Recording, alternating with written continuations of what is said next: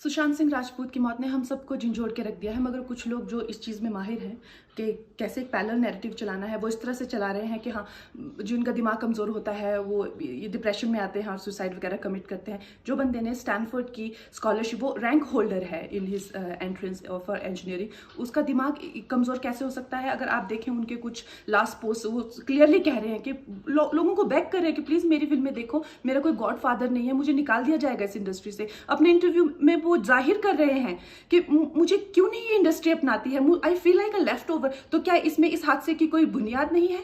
किस तरह से अगर किसी और स्टार किड ने इस तरह से 6-7 के साल के स्पैन में काय पोचे जैसे उनको कोई डेब्यू की कोई एक्नॉलेजमेंट, कोई अवार्ड नहीं मिला, या केदारनाथ या धोनी या छिछोरे जैसी फिल्म, एक गली बॉय जैसी एक वाहियात फिल्म को सारे अवार्ड मिलते हैं। Chhichhore is the best film and the best director, उनकी फिल्म को कोई एक्नॉलेजमेंट नहीं। हमें आपसे कुछ नहीं चाहिए, हमें आपकी फिल्में नहीं चाहिए, लेकिन जो हम खुद करते हैं आप हमारे एक्नॉलेजमेंट क्यों नहीं हमें देते हैं?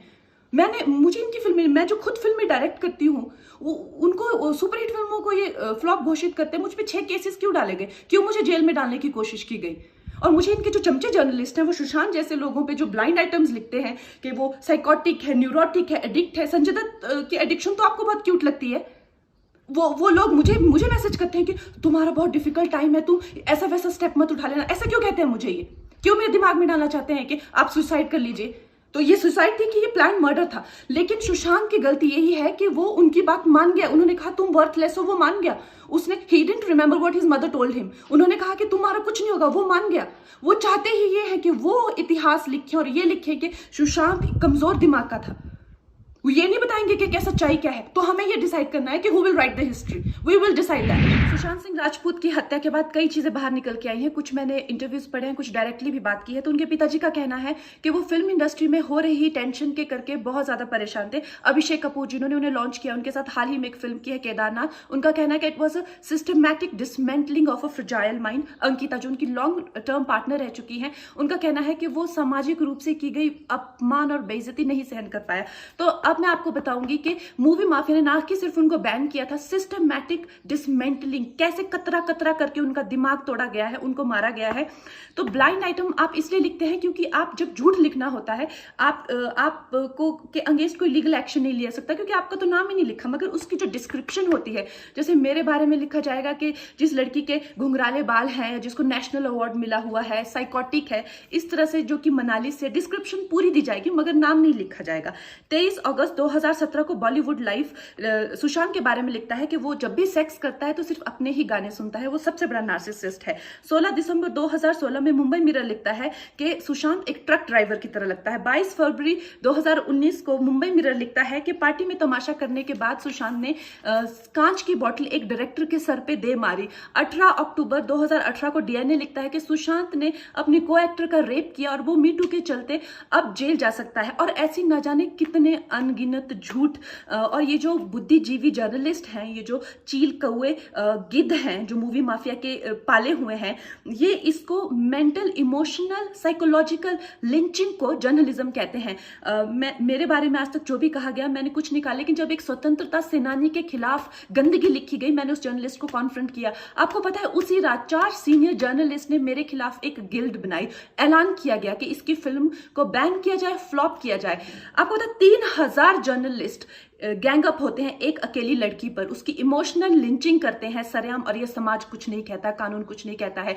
मैंने उन पे केस करने की कोशिश की, मगर 1 महीने बाद वो गायब हो गई। मेरी फिल्म रिलीज हुई, गायब हो गई।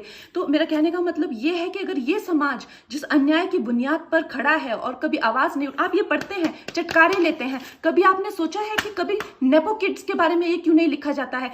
तो ये अन्याय का फंदा किसी दिन आपके बच्चों के गले में लटका मिलेगा, आपके गले में लटका मिलेगा। इसलिए जब तालियां बजेगी और सीटियां बजेगी, तब आपको पता चलेगा कि क्या गुजरती होगी। मेरे एक फिल्म आई थी मेंटल है क्या, उसकी प्रेस कॉन्फ्रेंस में मैंने एक जर्नलिस्ट को कॉन्फ्रंट किया कि तुमने रानी लक्ष्मीबाई के बारे में बहुत गलत लिखा। थोड़ी बहस हुई, बहस टल गई, इवेंट अच्छे से गया, लेकिन 4-5 घंटों में बहुत सारे लोग इकट्ठे होते हैं, खुद को जर्नलिस्ट बताते हैं, कोई हजारों की तादाद में गिल्ड बनाते हैं जिसको कोई गवर्नमेंट रिकग्नाइजेशन नहीं है, और ये अनाउंस होता है कि कंगना की फिल्म को बैन कर दिया जाए। अब इसके पीछे रीजन ये है क्योंकि उससे पहले मेरी फिल्म बहुत बड़ी हिट हो गई थी, जबकि मेरे को सब प्रोडक्शन हाउस ने सबने बैन किया, मगर फिर भी खुद मैंने डायरेक्ट की, तो इनको डर हो गया कि अब इसकी राष्ट्रवादी आवाज ज्यादा स्ट्रांग नहीं होनी चाहिए, बहुत दूर तक नहीं जानी चाहिए। मेरी फिल्म आई है, उसको नुकसान किया तो वो गिल्ड उसके बाद डिसॉल्व हो गई, उनका कोई पता नहीं। अर्नब गोस्वामी कितने दिनों से अब जेल में है, कोई जर्नलिस्ट गिल्ड नहीं बनी, किसी ने कुछ नहीं कहा। हाई कोर्ट खुद कह रहा है कि ये गलत है, लेकिन कोई कुछ नहीं कह रहा। देख रहे हैं आप कितनी कम राष्ट्रवादी आवाजें हैं इस देश में, और लॉबी कितनी स्ट्रांग है। मैं आपको अमेरिका का एग्जांपल देती हूँ। ट्रम्प में कितनी भी बुराइयां हो, मगर ये बात सच है, वो चाइनीज वायरस को चाइनीज वायरस कहता है। रेडिकल इस्लामिक टेररिज्म को ये नहीं कहता कि टेररिज्म का कोई रिलीजन नहीं होता है। आज अगर ट्रम्प सत्ता में नहीं है तो सबसे ज्यादा फायदा होगा चाइना को, और वो देश जो टेररिज्म फैलाते हैं। तो आप देखिए, विदेशी शक्तियों ने उनका वोटिंग सिस्टम ही हाईजैक कर लिया है पूरी तरह से, जैसा कभी हुआ ही नहीं आज तक इतिहास में। ये शक्तियां इसी तरह से भारत को भी पूरी तरह से कंट्रोल कर रही हैं। हमारे यहाँ पे कुछ अच्छे लोग हैं जिसके करके अभी हमारे यहाँ पे फिर भी हम उनके साथ संघर्ष कर रहे हैं, लेकिन आपका जागना बहुत जरूरी है। सोचिए, जब भी कुछ खरीदते हैं सोचिए कि ये राष्ट्रवाद में हेल्प करेगा या नहीं। जब भी आप कुछ देखते हैं, किसी जर्नलिस्ट को देखते हैं, कोई बुक पढ़ते हैं, आप ये सोचिए कि इन लोगों की आइडियोलॉजी क्या है, ये लोगों की इंटेंशन क्या है। उद्धव ठाकरे, तुमने मुझे कल अपने भाषण में गाली दी, नमक हराम कहा। इससे पहले भी सोनिया सेना के कई लोगों ने मुझे गंदी गालियां दी है, धमकाया है, मेरा जबड़ा तोड़ना या ओपनली मुझे मार देना या हरामखोर कहना, इस तरह की कई अभद्र गालियां इससे पहले भी मुझे सोनिया सेना ने दी है।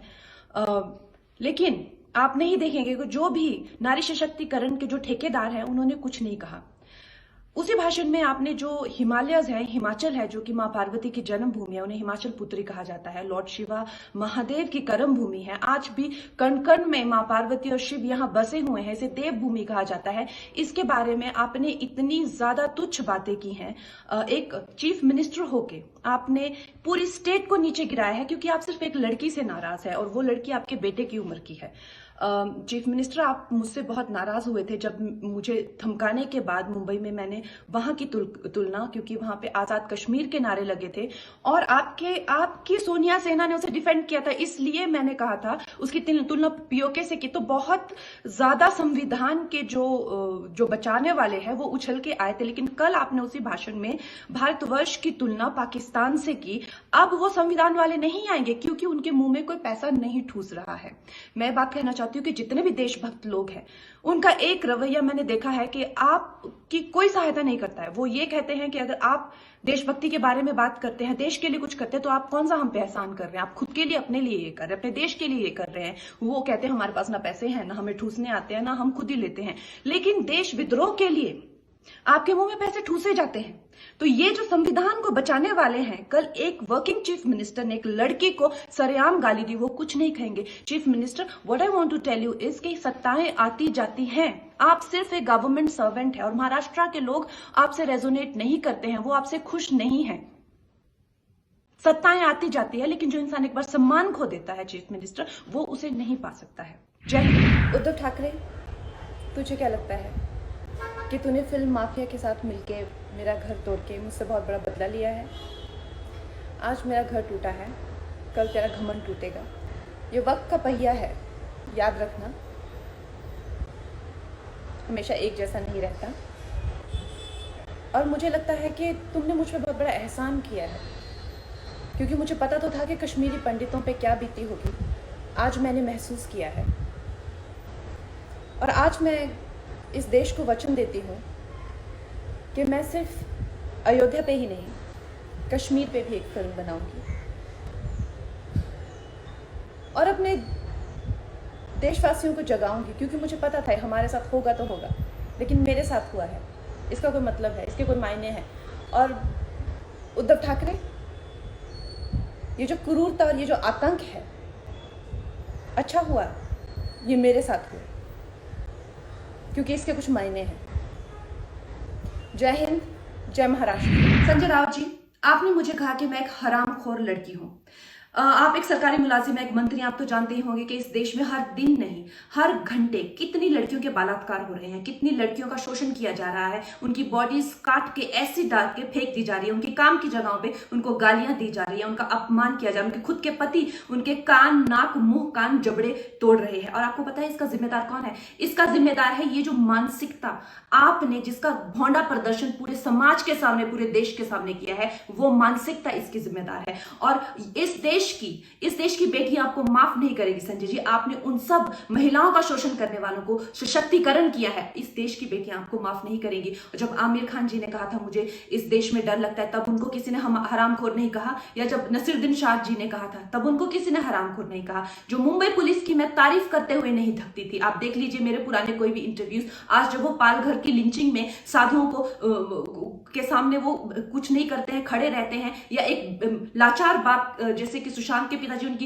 एफआईआर नहीं लेते हैं, मेरी स्टेटमेंट नहीं लेते हैं, तो इस प्रशासन के चलते हुए अगर मैं उनकी निंदा करती हूं, ये मेरी अभिव्यक्ति की आजादी है, मैं उनकी निंदा करती हूं। संजय जी, मैं आपकी निंदा करती हूं, आप महाराष्ट्र नहीं हैं, आप ये नहीं कह सकते कि मैंने महाराष्ट्र की निंदा की। और संजय जी, मैं 9 सितंबर को आ रही हूं, आपके लोग कह रहे हैं कि आप लोग मेरा जबड़ा तोड़ देंगे, आप लोग मुझे मार डालेंगे। आप लोग मुझे मारिए, क्यों? क्योंकि इस देश की जो मिट्टी है वो ऐसे ही खून से सींच कर इस देश की जो गरिमा है और अस्मिता के लिए न जाने कितने लोगों ने अपनी जान दी है। और हम भी देंगे संजय जी, हम भी देंगे, क्योंकि हमको भी वो कर्ज निभाना है। मिलते हैं 9 सितंबर को। जय हिंद, जय महाराष्ट्र।